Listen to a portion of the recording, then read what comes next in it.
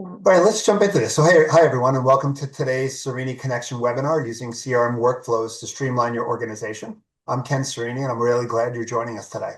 At Cerini Associates, we work closely with nonprofits, schools, and growing organizations every day. And one theme we constantly see is this: organizations invest in great systems, especially CRMs, but don't always use them to their full potential. That often leads to manual processes, duplicated work, and missed opportunities for efficiency and growth. Today's session is all about changing that.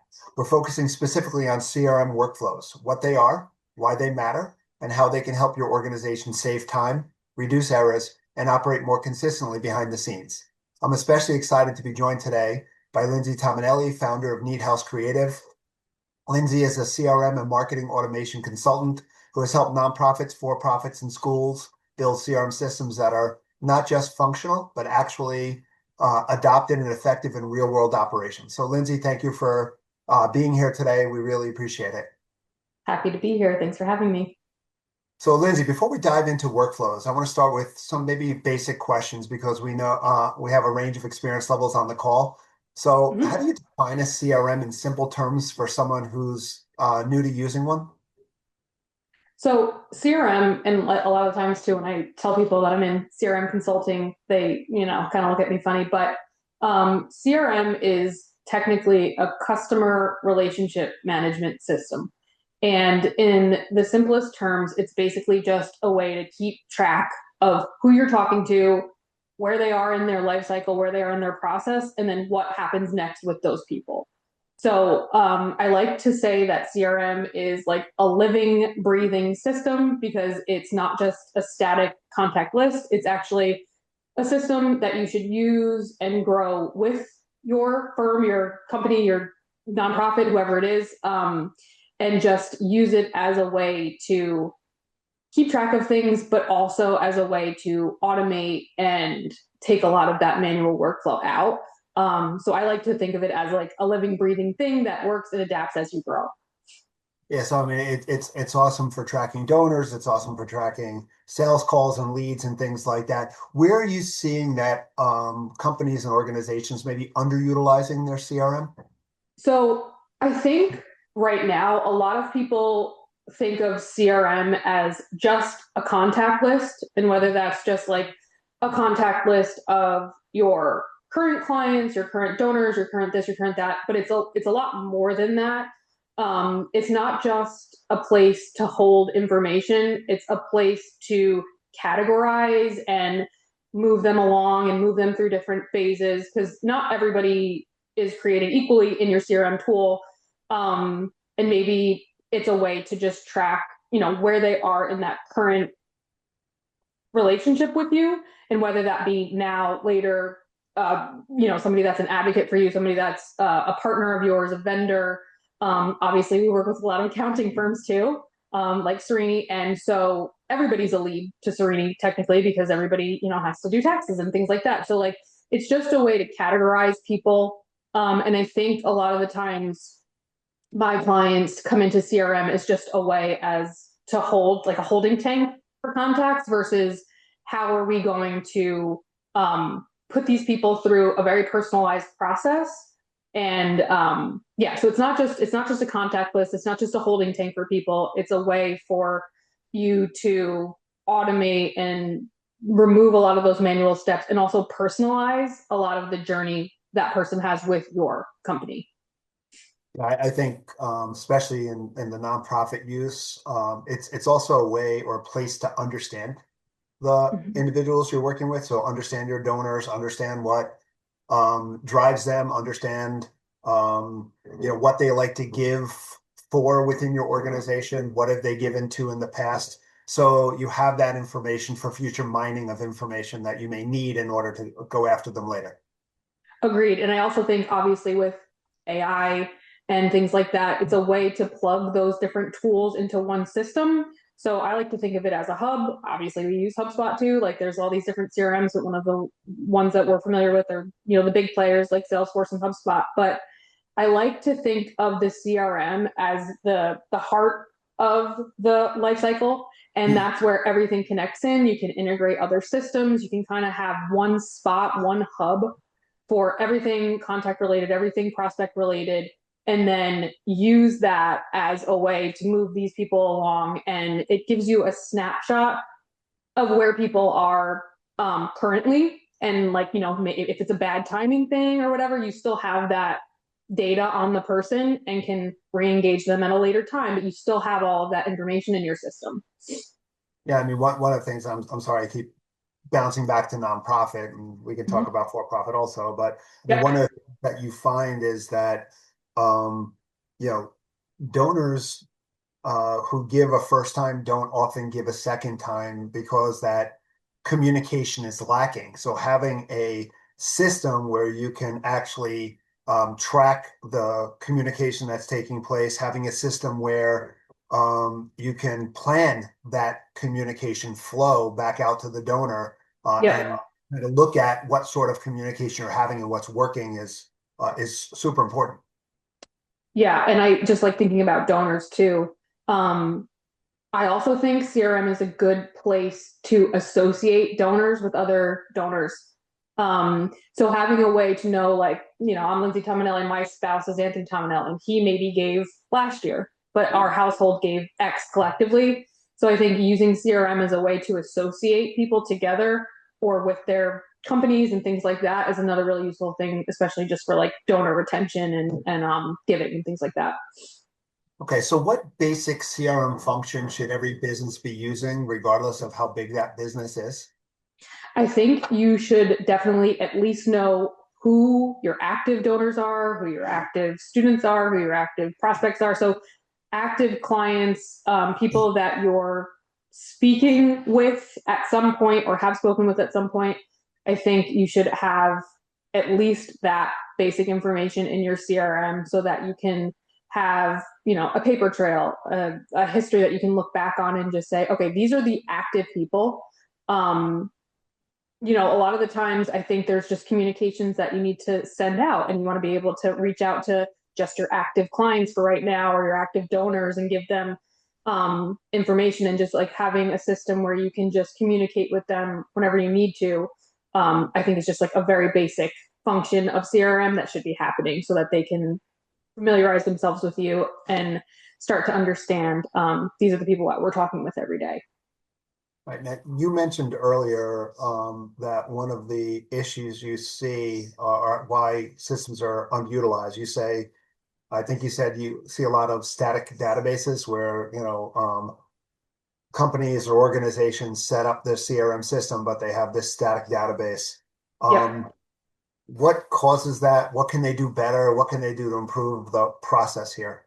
So I find a lot of the times when people underutilize a CRM, it's a lot of the times because they're overwhelmed by the tool. Um, Part of what I do as a consultant is I break the CRM down into digestible chunks for somebody so that they can say, okay, first we're going to clean up our current data. Second, we're going to import it and we're going to put it into these different buckets. So third, we're going to define our life cycle stages. So like, I think a lot of the times when people purchase a CRM tool and they get in there and it's the wild wild west and you don't know where to begin, it can be very overwhelming. So I suggest turning your CRM implementation into a phased approach. Sometimes I bring in a pilot group of people that I know are maybe like a little more on the tech savvy end and who have an interest in CRM, get their buy-in, get their take on things. But a lot of the times it's mostly because you get in there and you're like, where do I start? And I think that's why a lot of the time people are just like, you know what, I'm out. It's too much. It's like in HubSpot we use permission sets and team views and things like that so that certain people see certain things and maybe like the marketing side sees a more broader view. The exec team sees exactly what the exec team needs to see, and so on and so forth. So I think making it a lot more digestible for people really helps. You mentioned life cycle stages. You want to talk a little bit more about what you mean by where they are, life cycle stages? Yep. So one of the things like life cycle stage can honestly like translate into for-profit businesses, not-for-profit businesses, schools, everywhere. So the life cycle stage is just where that contact in your system currently is in their cycle. So For example, if somebody goes to your website and they fill out a form, that's somebody that could be classified in a life cycle stage as a prospect, somebody that's interested in your services, interested in your nonprofit, interested in whatever you're selling, buying, whatever. So this is just a way to define the contact within the system. And then once they're in these different life cycle stages, you tailor the information and you tailor whatever they're going to see to that specific life cycle stage. And it's just a way to categorize these clients as, okay, this is an actual prospect. This is somebody that seems interested in X, Y, and Z. Let's put them into this different workflow, this different automation. I know we're going to get into automation a little bit later, but it's just a way to categorize your contacts. So you just talked about workflows. Let's put them into this workflow. Yeah. What are CRM workflows, and how should companies utilize them? So workflows are just a way to put a client from or put a contact from X to Y, but there's different steps along the way. And it takes a lot of the manual work out. So basically, like, let's use an example of a form on a website. Somebody comes to your website and you have a form that says, hey, contact us, get in touch with us. So you have a form, the form is submitted, the form connects to your CRM system. All of that information is captured in the CRM. An owner, a contact owner is assigned to that person, whoever, whether it's by territory, county, whatever, however you define the contact owner of that person, they get a notification being like, hey, somebody in Orange County, New York submitted a form on our website and they're interested in X, Y, and Z, or they want to donate monthly, whatever they want to do. Then the owner of that contact gets a confirmation being like, hey, this person has just been added to our system.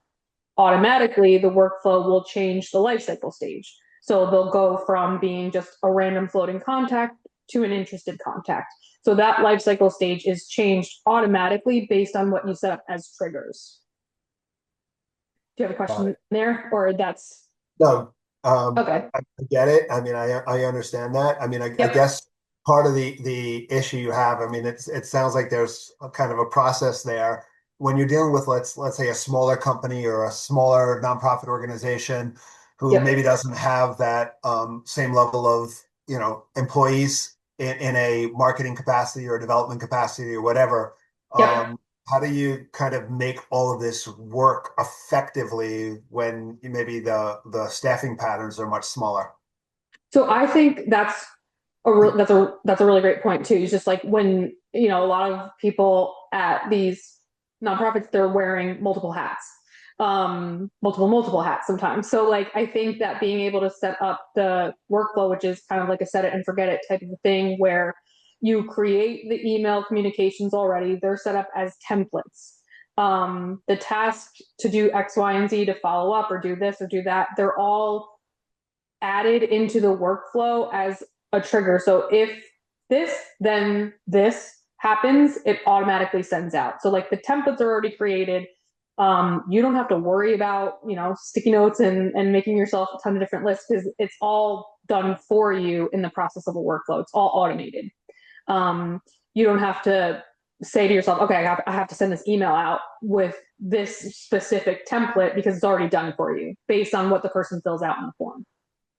So who builds out those templates? Who builds out those workflows? Is that something that you typically find companies and organizations doing? Is that what they bring you in for? Yeah, Yeah. I mean, sometimes like you can work with an implementation team. You can work with somebody that can say, "Hey, I'll create these 5 templates for you," and then you can just clone them moving forward. So you can swap out the personalization. Yeah, a lot of the times they'll work with a consultant or somebody that is really um, familiar with the system. Sometimes it could take me a couple minutes to create a template where you have to, if you're new to the system, it takes a lot longer than that. So sometimes it's beneficial to just have somebody whip up a few templates for you, whip up a few like standard workflows. And then from that, like I said in the beginning, when we were chatting, like just like about it being like a living, breathing thing.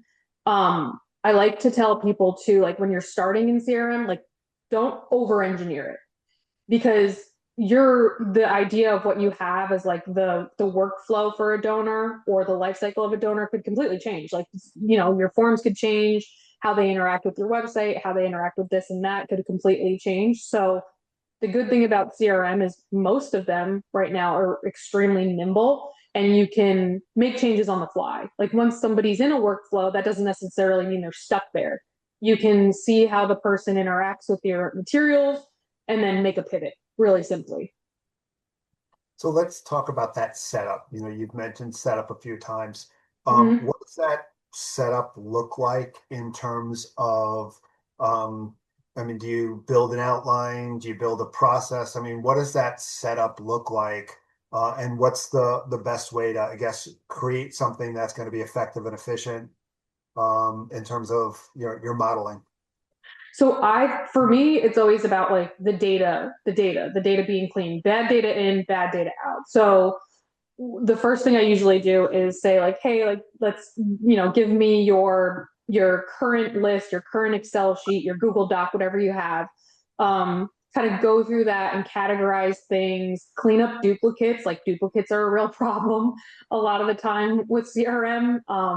Because you don't want people to get, five different emails from you being like, hey, so duplicates are a real problem. So I spend at least like the first 30 to 60 days just going through with a client and saying, okay, like let's go through all your current data, let's clean it up, make sure that you're okay with the life cycle stages, and really set up the mapping of what's an ideal life cycle for somebody we don't even know to a recurring donor or an alumni or like whatever it is, however you want to do that. But it's like what's your ideal stage, what's from start to finish, and then kind of like work backwards and say, okay, so then we'll set up, this is the initial life cycle stage. I get like the website connected right away because I think tracking how somebody interacts on your website and getting all of that, the basic information connected to your CRM is really important.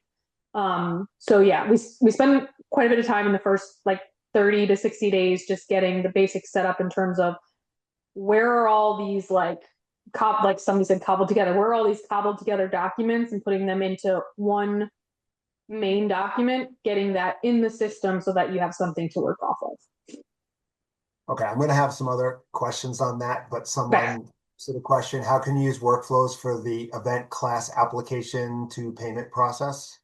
Oh, that's a good question. So like you said before, like workflows basically, start to finish, they can run through, and then you still don't want to lose that like human aspect there too. So like if, a lot of my clients will add a task for a phone call or this or that, like in the middle, if you really want to like, give your client that like VIP experience. But from using a workflow for like, so if they come to an event, let's say, I would create, some people call them action pages, some people call them landing pages. So I would create a landing page specifically for that event, which nowadays you can usually use in your CRM. They usually have a way to create these pages that are connected to your CRM.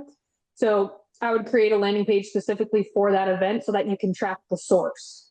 And that helps with just like, okay, these people came through from this specific event. And it also helps you later on down the road with like attribution, and just like seeing, where you want to spend your money on and things like that. But you can have somebody fill out the form at the event.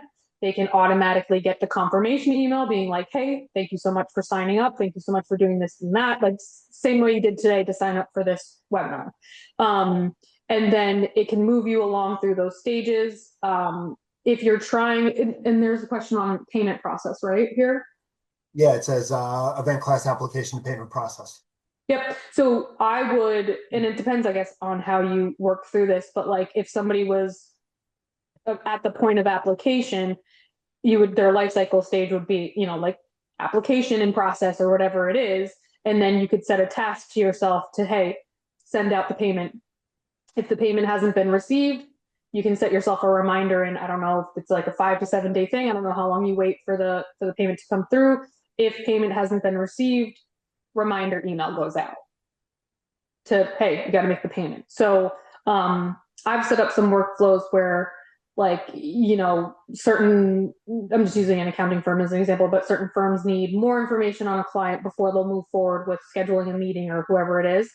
We can check in the workflow to see, has that person submitted the information?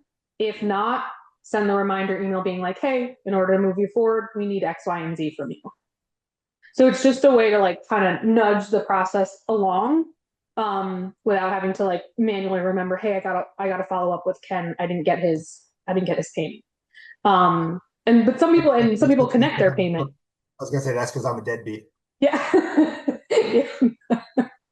Yeah, and some people connect their payment systems right to CRM too, and that's all tracked in there.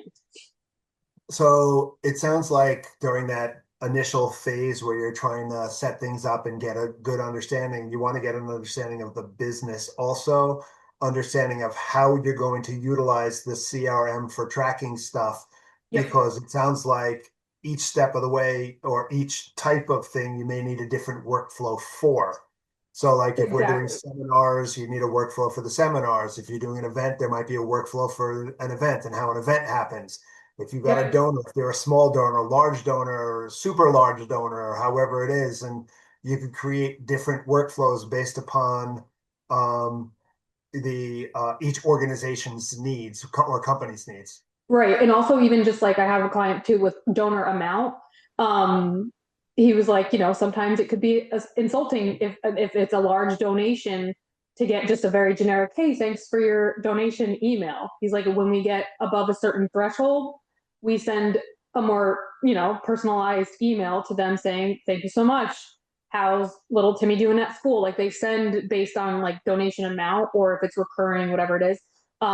They get placed into a different bucket. So if it's a large donor, maybe you call them like a VIP donor and you can do that automatically. So like if donation is above X, set donor as VIP donor. And then you have a list that you can monitor there. So this goes back to what I had asked earlier about if I have a smaller organization, if you utilize your CRM system to effectively lay out all the different parameters and what could happen, it becomes so streamlined in the process that it really doesn't need to take up a whole lot of people's time once it's set up and established. Exactly. So like if you take the time up front to set up your CRM in a way that works for you, all of this stuff and all of these automations are just like happening in the back end. You don't have to worry about it because you can just then refresh your VIP list and see, oh, okay, this person donated X amount. Now I have them on this my VIP list already. So, and just to like harken back to events, like say you're hosting an event and it's just for VIP donors, you just pull that list and it's an active list. And then you can just automatically invite them to the next event because that's all done for you. You don't have to go through and look and manually add somebody to a list to email or an event list. It's done for you. So then you really at the initial phase, you want to really think about, okay, how am I tracking this information? I might want to track it again, going back to nonprofits. I might want to track it based upon type of event, or if I'm a multi-service organization, what service attracted that donation so that I can tailor my asks and stuff to be more Yep. targeted. Yep. And then you can use like your AI tools to then say, okay, how likely is this person to donate again? How likely are they to do X? And that's where I see a lot of like the AI and the, like the enrichment tools and things like that come into play where you say, okay, they've done X, Y, and Z. This is their behavior. Give me a percentage on how likely you think they are to donate again or become a recurring client or whoever it is. So how often do you relook at workflows to see if those workflows are gathering the information you want them to, or if they are the most effective workflows, or should I be modifying because maybe my life cycles have changed, or maybe there's new life cycles that have developed.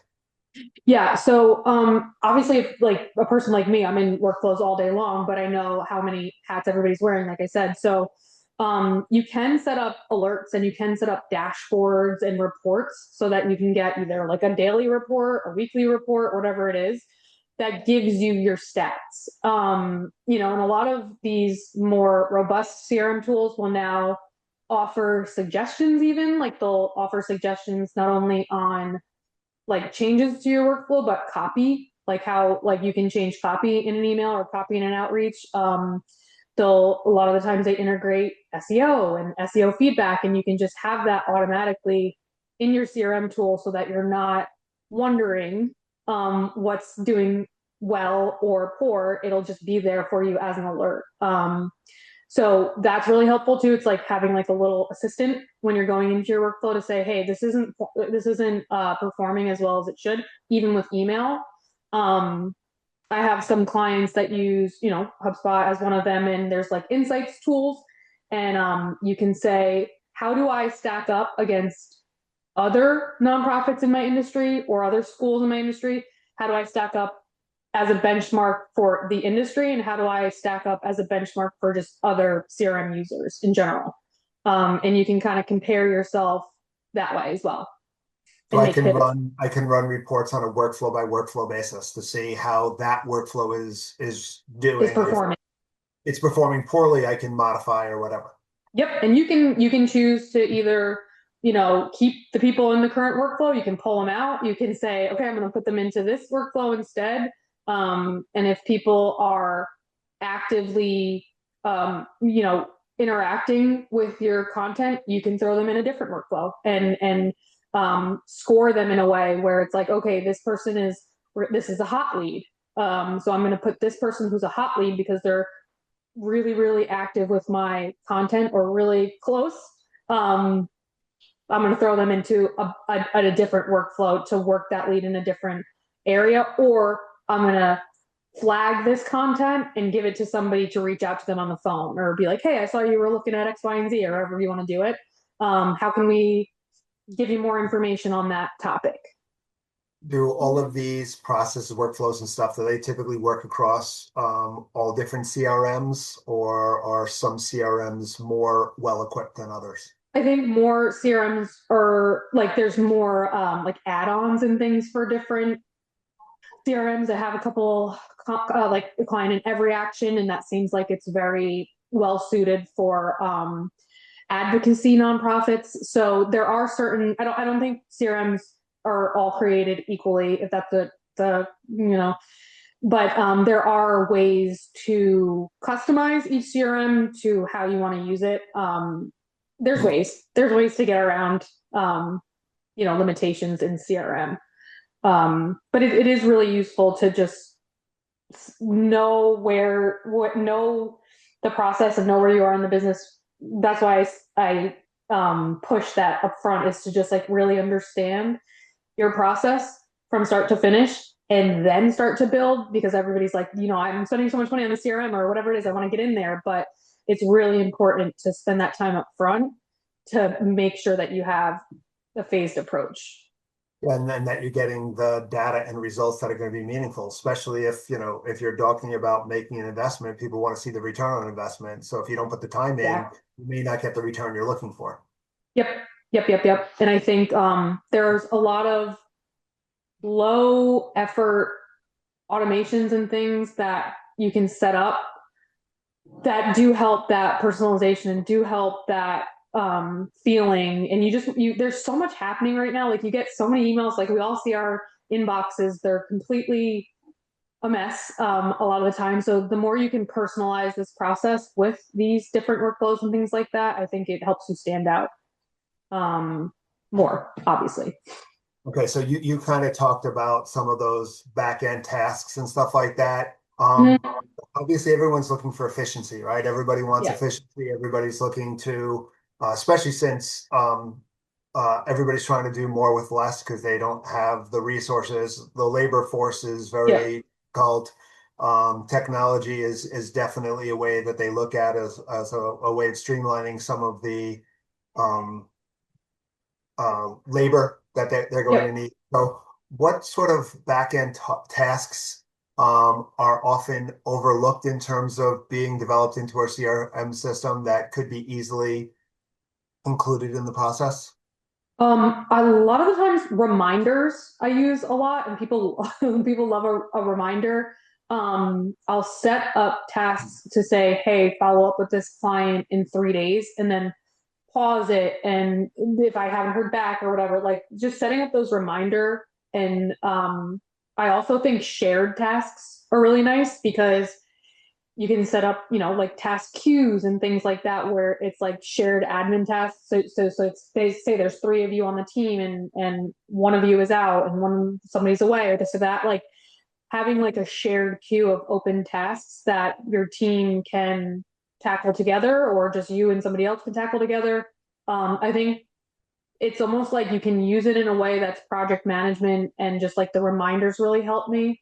Um, I had one example where just sending a thank you note for a donation, just like a set it and forget it thank you note was like so nice. Like it was just like an easy thing that, okay, somebody signed up for recurring donations. We're going to send them thank you note. So and so gets a task to then send also like a handwritten note that says note that's, and it's all automated. So like you don't have to worry about, okay, I got to remember to send this person a thank you note for donating. It's just done.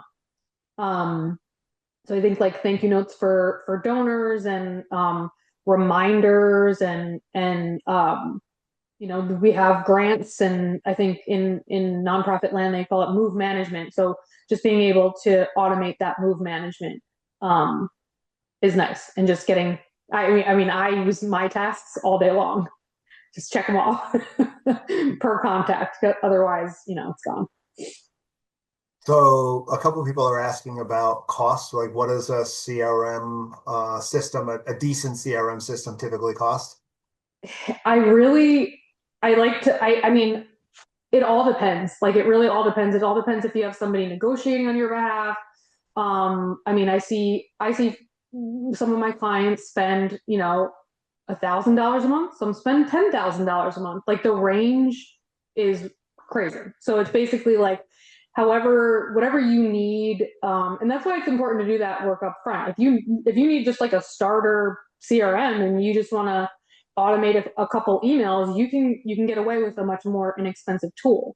Obviously, the bigger players like Salesforce, HubSpot, they're on the more expensive side, but they're an extremely robust tool. So it really, unfortunately, I know that's like a very non-answer, but there's really a huge range. And our CRMs, you mentioned it earlier, but are there industry specific CRMs that are more effective for specific industries? I think so. Like, every action, I think somebody mentioned that they're doing Donor Perfect, which is a Bonterra tool. Like, those are specifically built for nonprofit.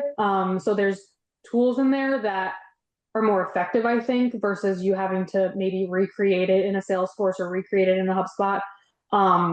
One of my contacts was mentioning that, they have these action pages that they use, and based on zip code, they can go in there and say, okay, I'm going to send them an already drafted email specifically to that legislator in their county based off zip code. So like things like that are just, make your head explode when you think about it. But like it's basically like they're an advocacy nonprofit, so that's important to them to, hey, you got to email your legislator, you got to do this, you got to do that. So things like that help target the area. And I don't know how that would work out in HubSpot. I'm sure we could recreate it, but I think when there's more of a plug and play for certain Yeah. industries, it's nice. So for most of the clients you work with, they typically work with one CRM system, they work with multiple CRM systems. Why would somebody need multiple? I think if, for example, like a HubSpot has everything you could possibly imagine in it. Salesforce, these big tools. I think if you're looking for maybe something like, I see some people have like a separate duplicate integration because they're having trouble dealing with duplicates or things like that. You can use these add-ons specifically for what tools you need, or if you're heavy on events, you can integrate an events system into a CRM. Um, it's really like you kind of have to chat with the person a bit, see how they run their business, and see like you can suggest different integrations. But it really is on a case by case example, based on like what kind of add-ons you would need. So I know I've migrated a little too much over to the nonprofit world a little, so let's kind of break Okay. away from it a little bit. So we kind of look at workflow needs. Yep. We look at nonprofits, we look at schools, we look at for-profit businesses. Yep. What are the different workflow needs for each one of those, and what should each one be kind of considering in the process? So, see, I think like there's, all in all, whether you're a donor, a student, a lead for a for-profit business, you're all still in the same kind of bucket of when you do X, you want Y to happen. So it's like it's very similar the way we set up a lot of the different clients that I have in all different industries, all different verticals. So like for an example, if somebody was on your, let's just use education as an example. So a prospective student filled out a form on your website. They get an email confirmation. The stage changes from contact to inquiry. So they've submitted an inquiry to your school. Then you get tasks to follow up. That those tasks are all in your CRM system based on the next action they take. You send them maybe another longer form saying, hey, we need more information from you to get you in touch with admissions. And then they fill out the form. All of that information still lives on the contact record. It's the same activity that you would do for an accounting firm. Like if somebody comes into your website and they fill out the form, they go from contact to potential lead. So it's all really the same stage. It's just you swap out donor, you swap out student, you swap out lead. And the workflow might be designed a little bit different in terms of the Right. information tracking or what the next step is going to be off that workflow. Right. So like maybe a recurring donor would be the same thing as a recurring alumni donor. So it's like the same thing. You still want to get those recurring donations and things like that. It's all really applicable to the I think like all different verticals. So one of the things that we see in nonprofits, businesses, schools, doesn't matter. Um, there seems to be breakdown in communication that takes place Mm. throughout an organization where maybe you have your programmatic people, your development people, your fiscal people. There's marketing people. You could have different people doing different things, and you don't have that communication or breakdown in communication. How can CRMs kind of help foster collaboration within an organization and ensure that that communication is going to be more effective? So that's like one of my absolute favorite things about CRM is the transparency among the different teams. So when I say that, it's like contacts, companies, whoever is living in your CRM, a lot of the times, um, you don't have to ask, you don't have to follow up with your team members. You can just see what's happening with that contact.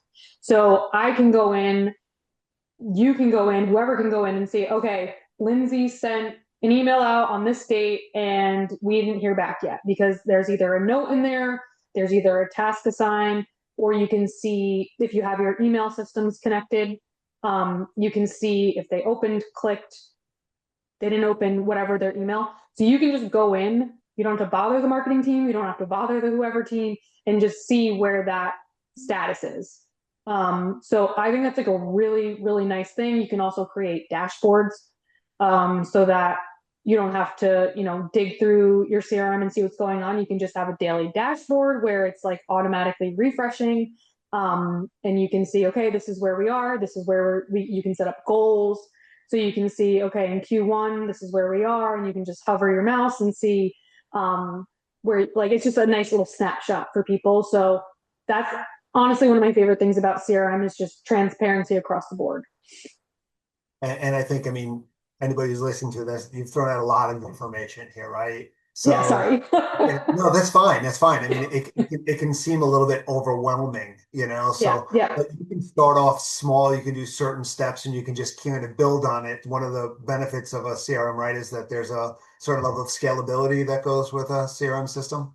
Exactly. And that's really important to just um a lot of the times I tell my clients don't over engineer. to start. Don't over engineer, just get the basics in there, get your current clients, get the information in there, see how they interact with you for a little bit, see how your client base, your contact base, your prospect base interacts with. Sometimes I see people over engineer forms and like they ask too much information up front, confuses people, then we have to like scale it back. So you can always build on certain things. So my biggest piece of advice would be don't over engineer up front.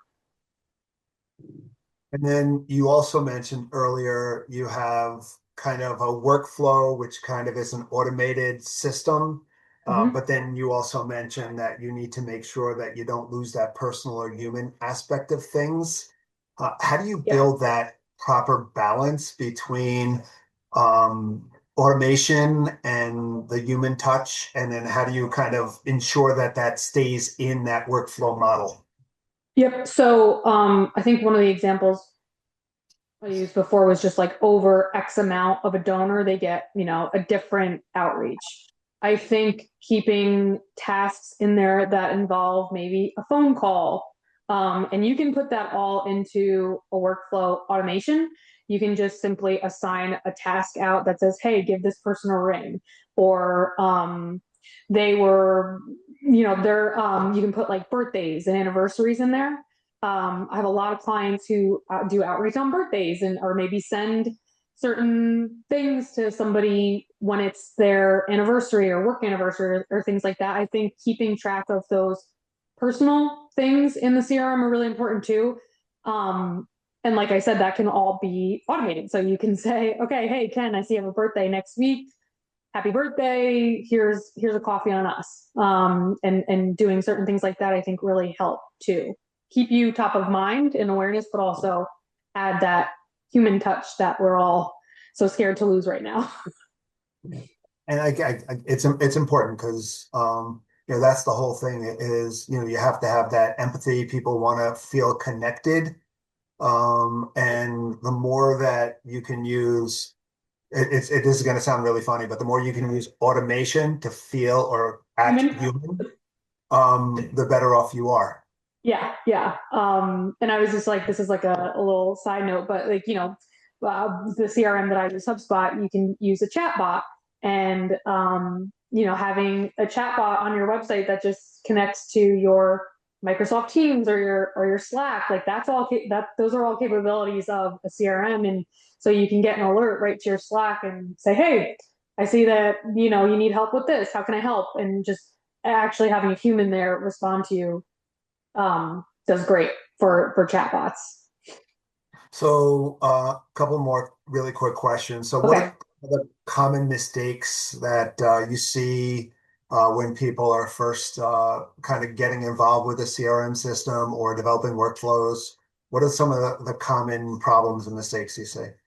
I think over engineering again, doing too much, doing way too much at one time, trying to you have to sort of like, well, I have to manage my client expectations and say, okay, we're going to take 60 days to like really dig deep into every possible like persona that you're using, who are all your different donor types, like nailing down your life cycle stages, um, just like nailing all those like smart properties, we call them, because they change as you flow through. So like nailing down what your properties are, just the basics of the system, and slowing down. Because I think, CRMs can be expensive and you want to get the most bang for your buck and you want to do it really quickly. Um, but really taking the time to get those basics in order is paramount. So, last question because we're running out of time. What's the one takeaway that people should walk away from today with if they want to improve how they're utilizing their current CRM? I think that taking a step back and getting that aerial view of start to finish and what your goals are. Is the goal to move X number of people into Y category? Like really taking a zoom out and just seeing the overall arching goal of the life cycle stage of that person, and then seeing how you can tailor your CRM to work for you. It's not one size fits all. It's always going to be different. And not utilizing CRM as just like a holding tank of people, really starting to dig into how can I make this system work for me? How can I personalize it? How can I customize my system to really work for my business? Exactly. Um, yeah, just like utilizing CRM for more than just a list of contacts. I wish we had more time to talk, Lindsay. This has been incredibly insightful. I think Great. one I'm of the glad. biggest takeaways that I got from today is that a CRM should not just be a place where data lives, right? It should be an active system that supports your operations, Yep. improves consistency, allows your team to focus on higher value work, which is really what you want out of a technology. For nonprofits, schools, and businesses alike, thoughtful CRM workflows can reduce administrative burden. They can strengthen communication and ultimately support sustainable growth. So again, thanks, Lindsay, for sharing your expertise and practical guidance with our audience today. And thank you, everyone who joined us for the Cerini Connection session. We truly appreciate the work you're doing in your organizations and your communities. Have a wonderful afternoon. Hope to see you at the next webinar. Tell all your friends and pass this around to everyone. Thanks, everyone. Thank Appreciate you. you. Bye.